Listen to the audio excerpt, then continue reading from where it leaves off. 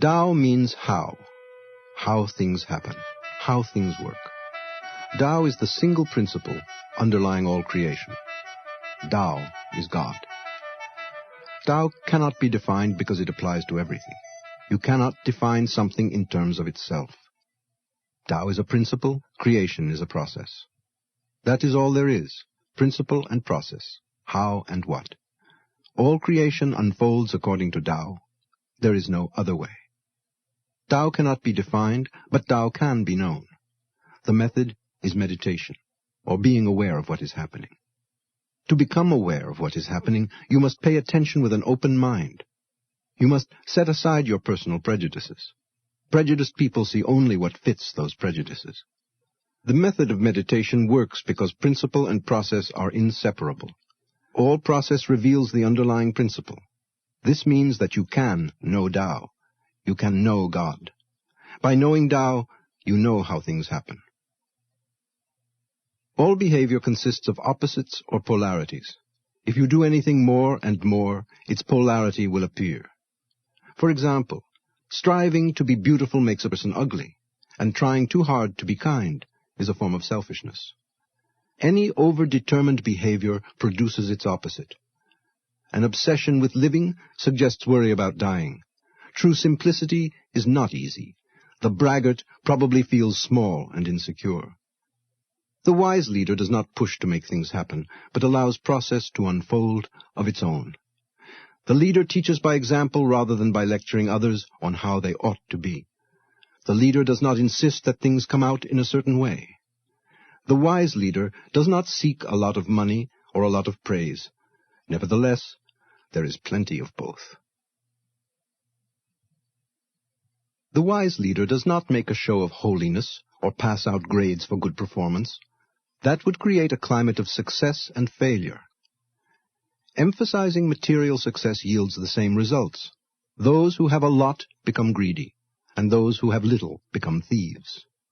When you reinforce appearances, people scramble to please. The wise leader pays respectful attention to all behavior. Thus, the group becomes open to more and more kinds of behavior. People learn a great deal when they're open to everything, and not just figuring out what pleases the teacher. The leader shows that style is no substitute for substance, and that creating an impression is not as potent as acting from your center. No matter how deep you dig, you'll never come to a thing called Tao or God. Tao is not a thing. Tao is a principle or law. Tao means how. All things behave according to Tao, but Tao does not behave. Tao is never an object or a process. Tao is the law of all things, of all events. Tao is the common ground of all creation. Natural law is blind, and its justice is even-handed. The consequences of your behavior are inescapable. Being human is no excuse. The wise leader doesn't try to protect people from themselves. The light of awareness shines equally on what is pleasant and on what is not pleasant. People are not better than the rest of creation. The same principle which underlies human beings underlies everything equally. Neither is one person or one people better than the rest of humanity. The same principle is everywhere. One person is as worthy as the next. The leader knows this and does not pretend to be special. The leader doesn't gossip about others or waste breath arguing the merits of competing theories. Silence is a great source of strength. Can you learn to become open and receptive, quiet and without desires or the need to do something? Being open and receptive is called yin, the feminine, or the valley. Imagine that there is a pond in this valley. When no fears or desires stir the surface of the pond, the water forms a perfect mirror. In this mirror, you can see the reflection of Tao. You can see God, and you can see creation. Go into the valley, be still, and watch the pond. Go as often as you wish. Your silence will grow. The pond will never run dry. True self-interest teaches selflessness. Heaven and earth endure because they are not simply selfish, but exist on behalf of all creation. Knowing this, the wise leader keeps egocentricity in check and becomes even more effective. The leader grows more and lasts longer by placing the well-being of the group above the well-being of the self. Here is a paradox. By being selfless, the leader enhances the self.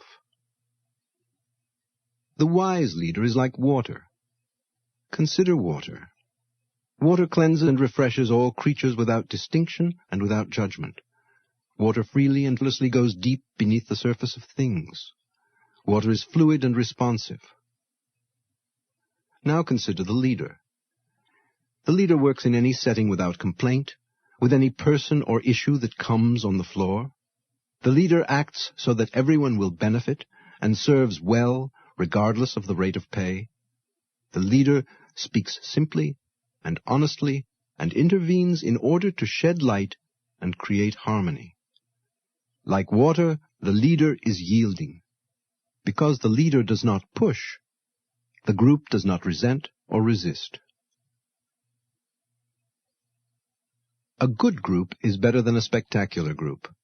When leaders become superstars, the teacher outshines the teaching. The wise leader settles for good work and then lets others have the floor.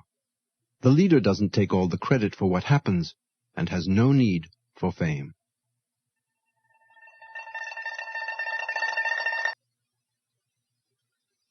Pay attention to silence.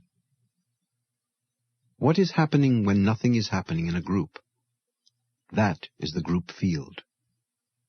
13 people sit in a circle, but it's the spirit in the center of the circle where nothing is happening that determines the nature of the group field. The silences and empty spaces reveal the group's essential mood, the context for everything that happens. This is the group field. Learn to see emptiness. It's the same with a vase or a pot. Learn to see the emptiness inside, which is the usefulness of it. Endless drama in a group clouds consciousness. Too much noise overwhelms the senses. Continual input obscures genuine insight. Do not substitute sensationalism for learning. Allow regular time for silent reflection. Let the senses rest and grow still. Teach people to let go of their superficial mental chatter and obsessions. Teach people to pay attention to the whole body's reaction to a situation. If you measure success in terms of praise and criticism, your anxiety will be endless. Having a good reputation or becoming well known for your work can be a hindrance to your further development. Fame is as burdensome as caring for yourself properly. What is the problem with praise and criticism? If the group applauds one thing you do, and then you feel good, you'll worry if they don't applaud as loudly the next time. If they're critical, you'll feel hurt. Either way, you're anxious and dependent. How can a good reputation be a hindrance? A good reputation naturally arises from doing good work. But if you try to preserve your reputation, you lose the freedom and honesty necessary for further development. How is fame like caring for yourself? In order to do good work, you must take good care of yourself. You must value yourself and allow others to value you. But if you make too much of yourself, you will become egocentric. Egocentricity injures both self and work. If you can live with the fruits of success and care for yourself properly, you will be able to foster success in other people. When you can't see what's happening in a group, don't stare harder. Relax and look gently with your inner eye. When you don't understand what a person is saying, don't grasp for every word. Become silent inside and listen with your deepest self. When you are puzzled by what you see or hear, don't strive to figure things out. Stand back and become calm. When a person is calm, complex events appear simple. To know what is happening, be aware. See without staring. Listen quietly rather than listen hard. Use intuition and reflection rather than try to figure things out.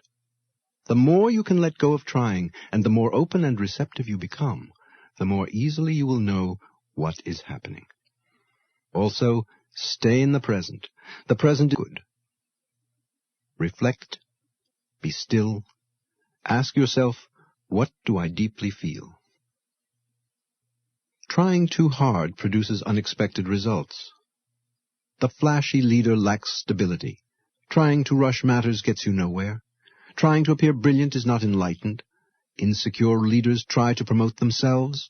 Impotent leaders capitalize on their positions. It isn't very holy to point out how holy you are. All these behaviors come from insecurity. They feed insecurity. None of them helps the work. None of them contributes to the leader's health. Any form of egocentricity or of selfishness obscures your deeper self and blinds you to how things happen. The leader who knows how things happen doesn't do these things. This is what Tao is not. It is not a thing. It is not a sound or any other vibration. It is not divisible into parts. It does not change. It cannot be diluted or augmented. It has no partner or complement. This is what Tao is. It is one. It is unity. It determines everything. It comes before everything. It is the law of everything. The clearest, most helpful word to use for Tao is how, because Tao is the principle of how everything works. Remember that while it has no form or qualities, it is everywhere, all the time, forever.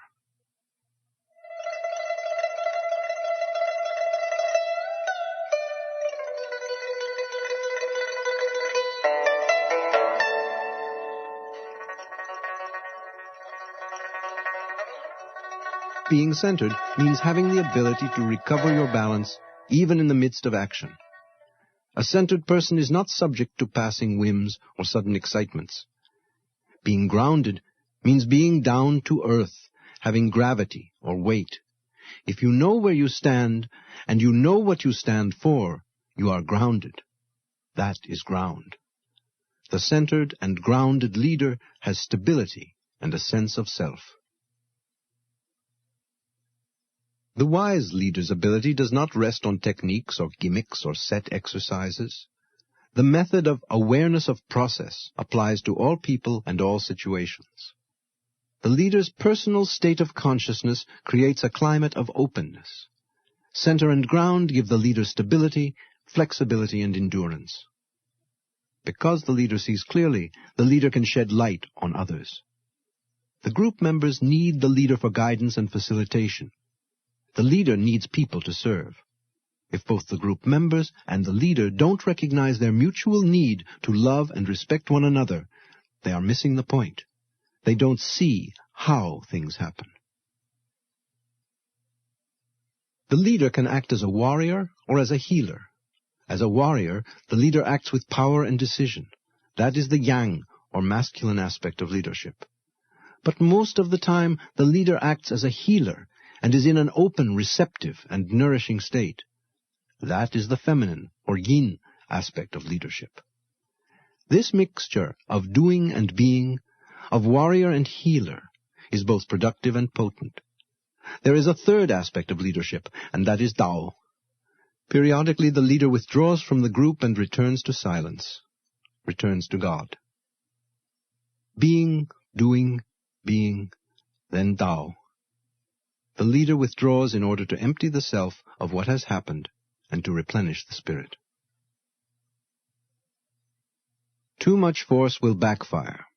Constant interventions and instigations will spoil a group.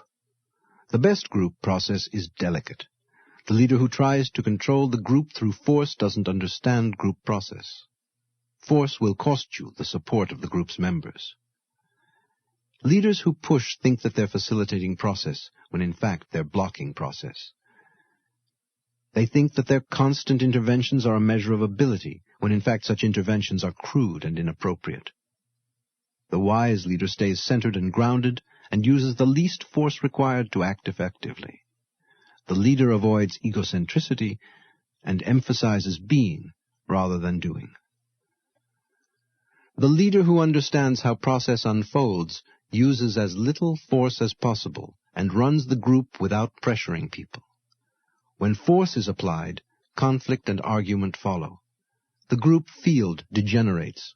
the climate is hostile and is neither open nor nourishing. The wise leader runs the group without fighting to have things a certain way.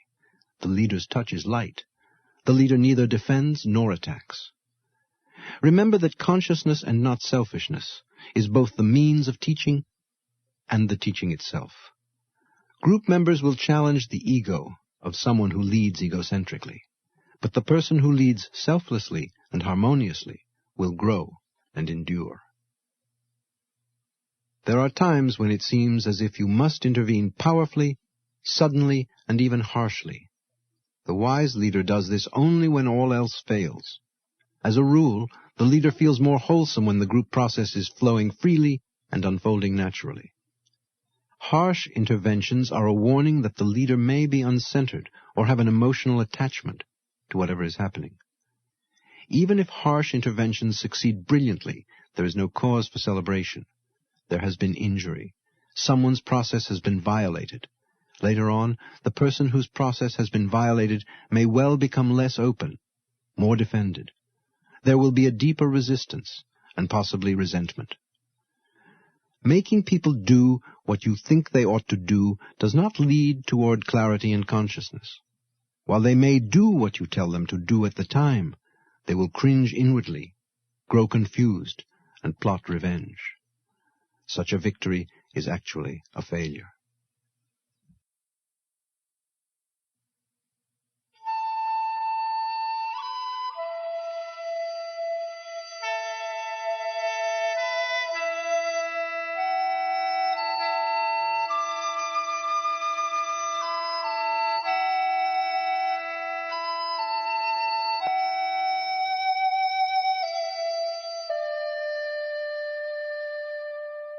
The single principle of Tao can be found everywhere, all the time. Everything works according to it. Every life unfolds according to it. Its greatness lies in its universality. It is all-inclusive. The wise leader follows this principle and doesn't act selfishly. The wise leader doesn't accept one person and refuse to work with another. The wise leader doesn't own people or control their lives. Leadership is not a matter of winning. All behaviors contain their opposites. Hyperinflation leads to collapse. A show of strength suggests insecurity. What goes up must come down. If you want to prosper, be generous. And the feminine outlasts the masculine. The feminine allows, but the masculine causes. The feminine surrenders, then encompasses and wins. Learn to see things backwards, inside out, and upside down. Natural events are potent because they act in accordance with how things work. They simply are. Study natural processes. The light in the sky, the gravity of Earth, the unfolding of your own ideas and insights, the emptiness of space, the fullness of life, and the behavior of saints. Imagine what would happen if these processes were neurotic and self-centered. Gravity varies from moment to moment. Your mind is irrational. Space is agitated. A lazy sky flickers. Life is abortive. The saints are worthless models. Nothing works. The wise leader knows better than to be neurotic and self-centered. Potency comes from knowing what is happening and acting accordingly. Paradoxically, freedom comes from obedience to the natural order. Since all creation is a whole, separateness is an illusion. Like it or not, we are team players. Power comes through cooperation, independence through service, and a greater self through selflessness. The wise leader learns how things happen and lives accordingly. The average leader also learns how things happen, but vacillates, sometimes acting accordingly and then forgetting. The worst leaders learn how things happen and dismiss the single principle as nonsense. After all, they say, any principle that does not get you love or money or power must be useless. Selflessness is no way to get ahead. Virtue is for fools. Kindness is weakness, and so on. This is a problem. People who do not see how things happen naturally think that the wise leader's behavior has no basis in reality. Also, the leader's silence and manner of being are disturbing. Because the leader's motives are obscure, the leader is hard to figure out. It isn't easy to understand a person whose foundation is invisible. If gentle interventions are clear, they overcome rigid resistances. If gentleness fails, try yielding or stepping back altogether. When the leader yields, resistances relax. Generally speaking, the leader's consciousness sheds more light on what is happening than any number of interventions or explanations. Few leaders realize how much little will do. Are you doing this work to facilitate growth or to become famous? Which is more important, acquiring more possessions or becoming more conscious? Which works better, getting or letting go? There's a problem with owning a lot. There's a problem with getting more and more. The more you have and the more you get, the more you have to look after, and the more you might lose. Is that owning or being owned? But if you give up things, you can give up spending your life looking after them.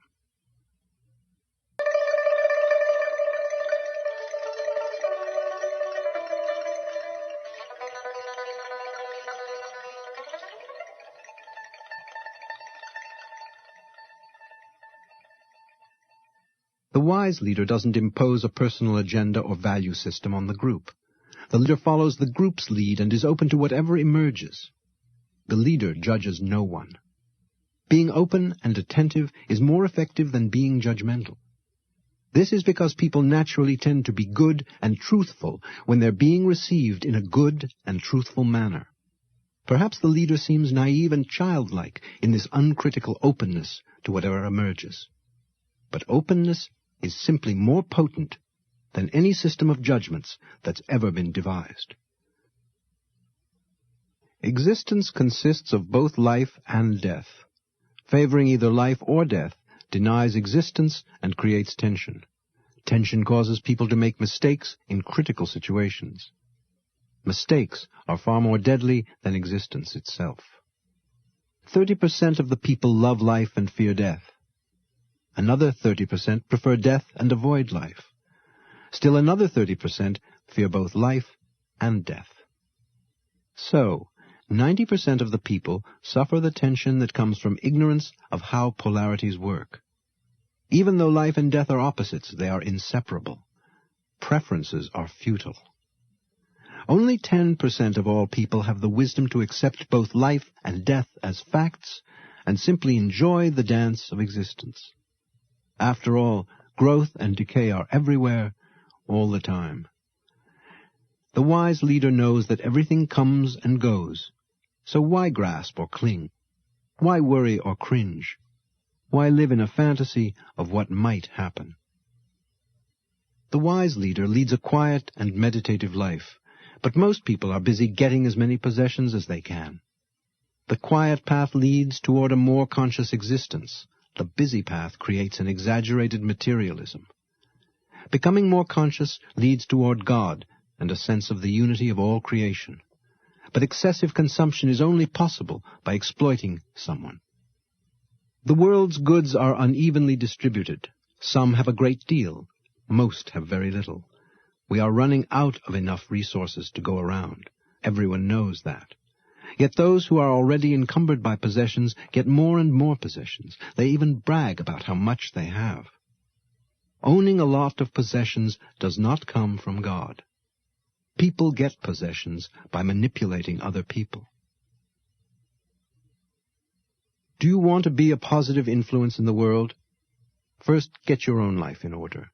Ground yourself in the single principle so that your behavior is wholesome and effective.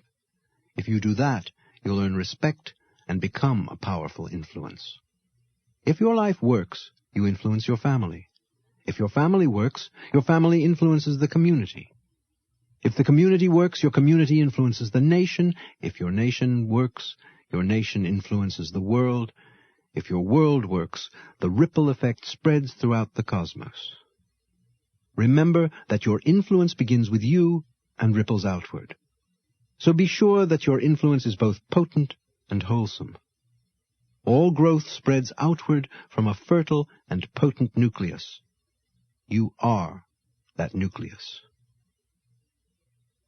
People who surrender all their blocks and conflicts experience a free flow of vital energy. They look as radiant as children, and they enjoy a childlike immunity to injury. Their bodies seem relaxed and pliant, and their stamina and strength are remarkable. They are sexually attractive without being overtly erotic. They can sing or even yell for a long time, and never get hoarse. It is as if they were newly in love, not with one person, but with all creation, and their energies are as abundant as all creation. It is a mistake to confuse excitement or arousal with the vital flow of enlightenment. Stimulants and emotional adventures arouse people, but such arousal does not enhance their energies. On the contrary, excitement expends energy and exhausts vitality.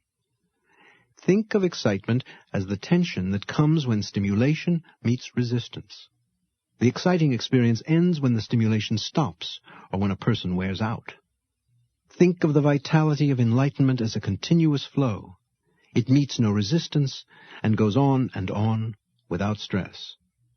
Excitement is rooted in passing desires. Vital energy springs from the eternal. The wise leader knows that the true nature of events cannot be captured in words. But what cannot be said can be demonstrated. You can be silent. You can be conscious. Consciousness works. It sheds light on what is happening. It clarifies conflicts and harmonizes the agitated individual or group field. The leader also knows that all existence is a single whole. Therefore, the leader is a neutral observer who takes no sides. The leader cannot be seduced by offers or threats. Money or love or fame, whether gained or lost, do not sway the leader from center. Your job is to facilitate and illuminate what is happening. Interfere as little as possible. Interference creates a dependency on the leader. The fewer rules you impose, the better off the group will be. Rules reduce freedom and responsibility. Enforcement of rules is coercive, manipulative, and diminishes group spontaneity. The more coercive you are, the more resistant the group will become. Your manipulations will only breed evasions. Every law creates an outlaw. This is no way to run a group. The wise leader establishes a clear and wholesome climate in the group room. In the light of awareness, the group naturally acts in a wholesome manner.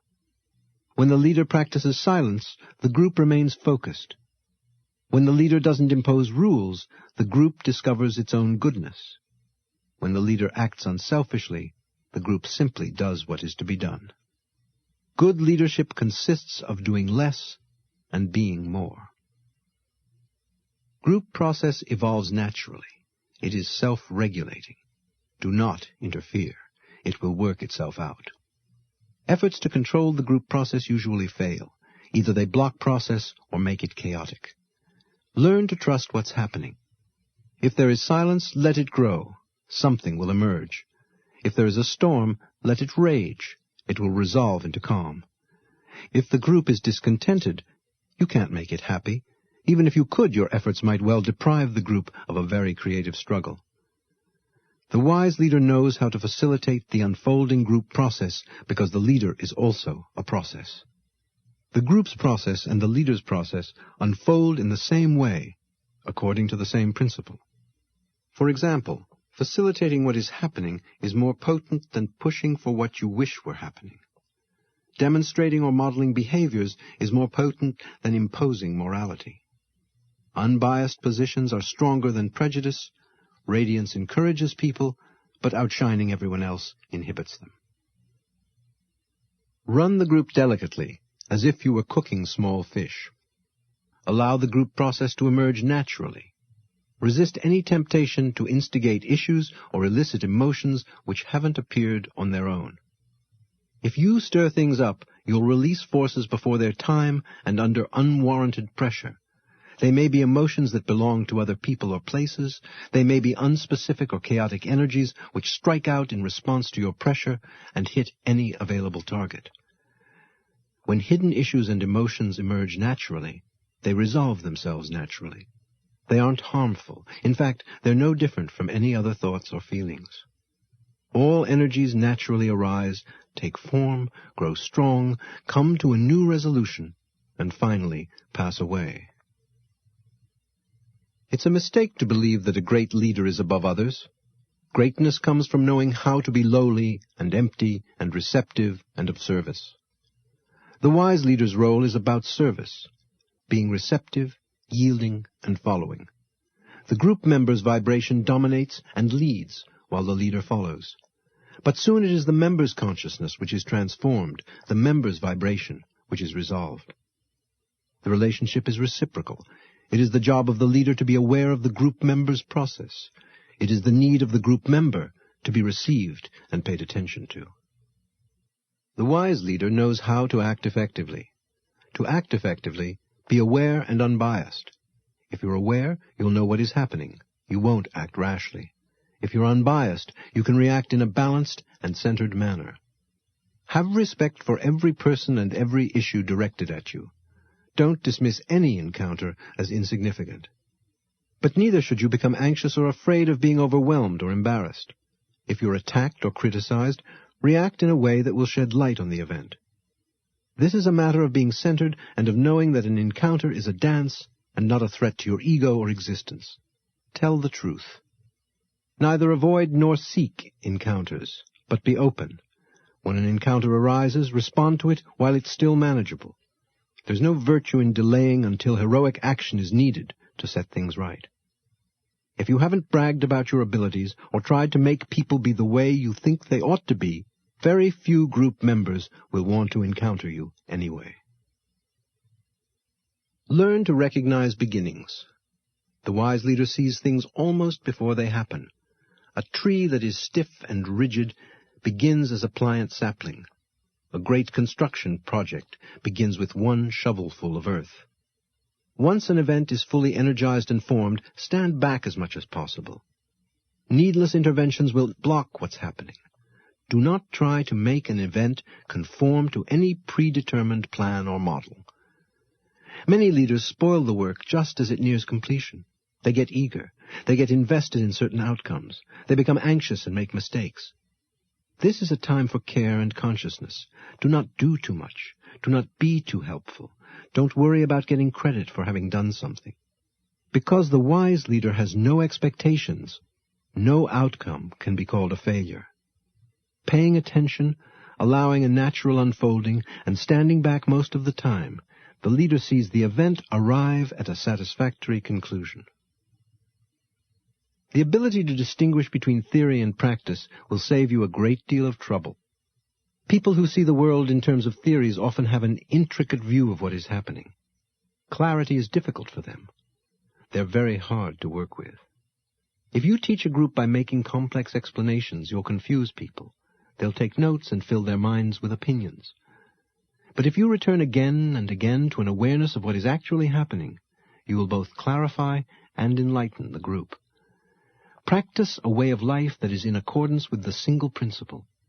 Demonstrate conscious cooperation with the single principle. If you cooperate with Tao, you will experience the power of universal harmony.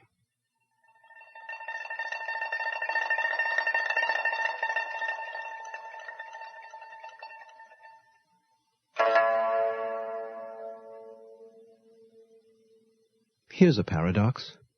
Even though the single principle of how everything happens is great, those that follow the principle know that they are ordinary. Great egocentricity does not make a person great. The common ground of all creation is a greater source of life than any exalted isolation. These three qualities are invaluable in a leader. 1. Compassion for all creatures. 2. Material simplicity or frugality. And 3. A sense of equality or modesty. When you are compassionate, you act on behalf of everyone's right to life. A sense of equality is your true greatness. It's a mistake to consider a person caring or courageous whose only interest is self-interest.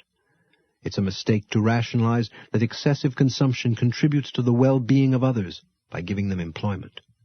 It's a mistake to imagine that a person who acts in a superior way is a superior person. These are all egocentric behaviors. They isolate a person from the common ground of existence. They produce rigidity and death. On the other hand, compassion, sharing, and equality sustain life. This is because we are all one. When you care for someone, you enhance the harmonious energy of the whole. And that is life. If a group member wants to fight with you, consider the strategy of the guerrilla commander. Never seek a fight. If a fight comes to you, yield and step back. It's far better to step back than to overstep yourself. Your strength is good intelligence. Be aware of what is happening. Your weapon isn't a weapon at all, but the light of consciousness. Advance only where you encounter no resistance. If you make a point, don't cling to it. If you win, be gracious. The person who initiates the attack is off-center and easily thrown. Even so, have respect for any attacker. Never surrender your compassion or use your skill to harm another person needlessly. In any event, the more conscious force will win.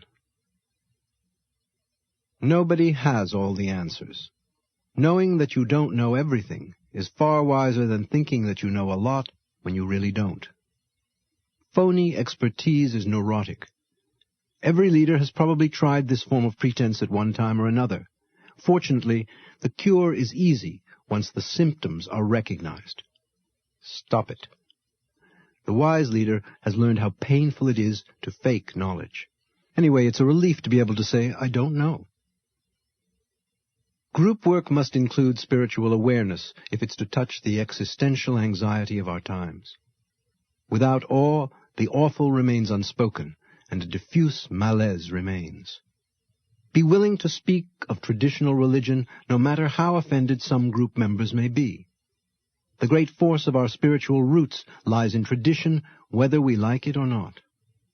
The wise leader exhibits spiritual behavior and lives in harmony with spiritual values. There is a way of knowing that is higher than reason. There is a self greater than egocentricity. The leader demonstrates the power of selflessness and the unity of all creation. At birth, a person is flexible and flowing.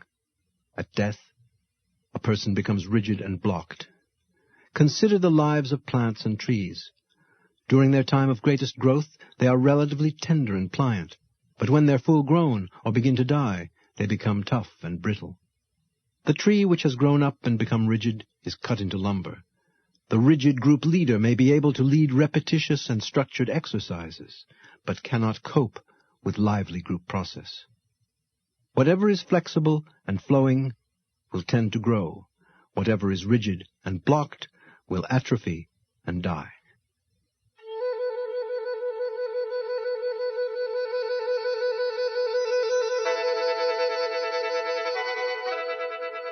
Natural events are cyclical, always changing from one extreme toward an opposite. Imagine a bow and arrow. As the archer draws the bow, the two tips of the bow come closer together. The narrow space between string and wood becomes wide, and the bowstring, which was at rest, becomes taut. When the archer releases the arrow, the process reverses itself as the tension relaxes. That is the way of nature, to relax what is tense, to fill what is empty, to reduce what is overflowing. But a society based on materialism and the conquest of nature works to overcome these cycles.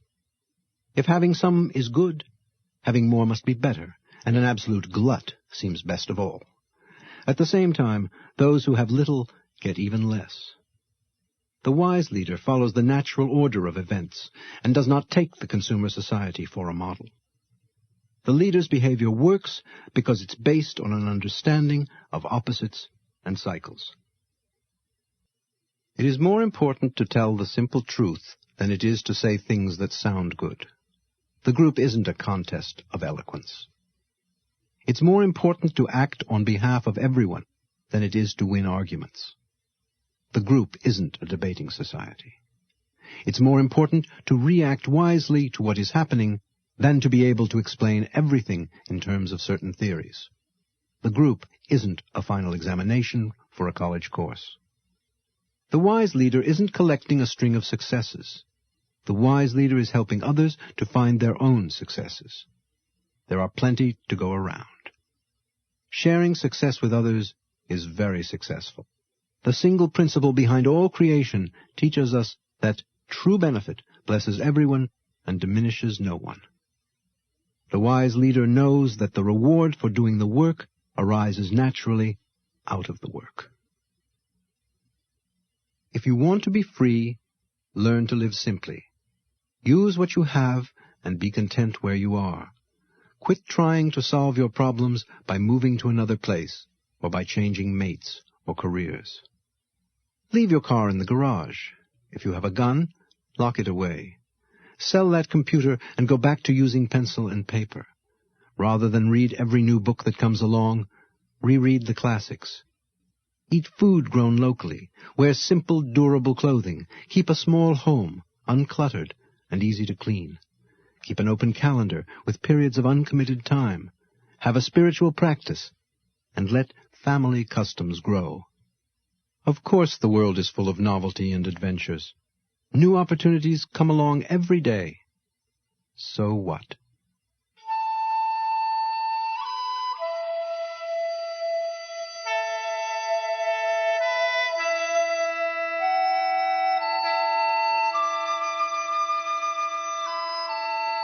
Tao means how things happen, how things work. Tao is the single principle underlying all creation. Tao is God. Tao cannot be defined because it applies to everything. You cannot define something in terms of itself. Tao is a principle, creation is a process. That is all there is. Principle and process. How and what. All creation unfolds according to Tao. There is no other way. Tao cannot be defined, but Tao can be known.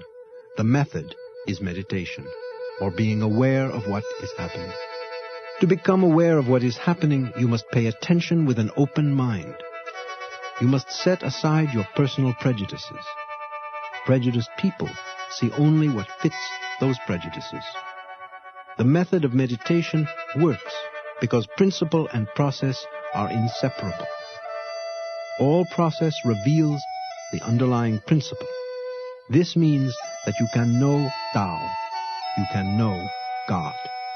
By knowing Tao, you know how things happen.